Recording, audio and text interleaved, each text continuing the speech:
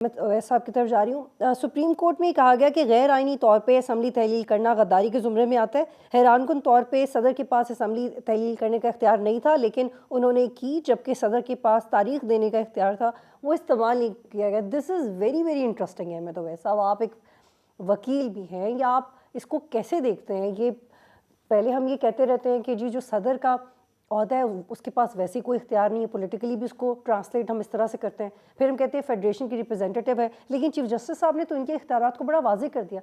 ये कि हम क्यों इस कन्फ्यूजन में रहे इतने माह, और सदर साहब ने ट्राई भी किया, लेकिन वो शायद खुद जहनी तौर पर क्लियर नहीं थे कि क्या उनके क्या इख्तियारात हैं, तो शायद उसको बावर नहीं करवा सके। अहमद अवैस साहब, मेरे ख्याल में देखिए, जो सदर साहब की मुतल्लिक ये बात जो उन्होंने की है, वो तो एडवाइस थी प्राइम मिनिस्टर की।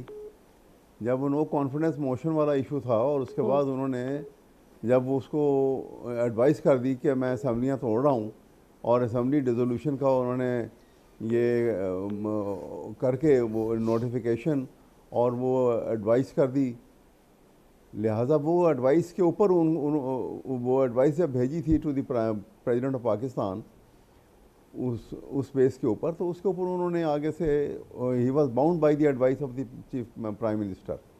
इसलिए ये कहना उसके मुतालिक कि वहाँ पे उन्होंने कोई अनकॉन्स्टिट्यूशनल एक्ट किया है, तो प्रेसिडेंट ऑफ पाकिस्तान ने उस वक्त अनकॉन्स्टिट्यूशनल एक्ट नहीं किया था।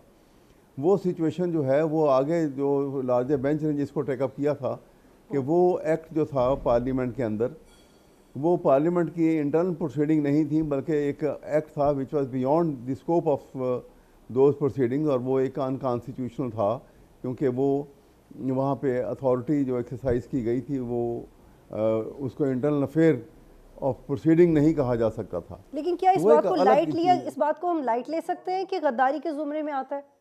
क्या हम इस पर सिर्फ तज्जिया करेंगे? क्या इस पर कुछ एक्शन होना चाहिए? गद्दारी के ज़ुमरे में ये बात गद्दारी के ज़ुमरे में बिल्कुल नहीं आती है, और आती होती तो ये ज़रूर इसको प्रोसीड किया गया होता, क्योंकि प्रेसिडेंट तो बाउंड थे एडवाइस के ऊपर। उनका ये काम नहीं है कि ये देखना कि ये एडवाइस जो है ये ठीक आई है या गलत आई है। वो तो बात जो थी कि प्राइम मिनिस्टर की तरफ से एक एडवाइस आई है, उन्होंने उसको पे एक्ट अपॉन करना था। इसलिए बहरहाल उनका ये अब उन्होंने अपने जो हुक्मनामा है उसमें ये एक ऑब्जर्वेशन दी हैं। ये अब सुप्रीम कोर्ट का बहरहाल एक उनका अपना इख्तियार है, उनकी ऑब्जर्वेशन है, वो दे सकते हैं।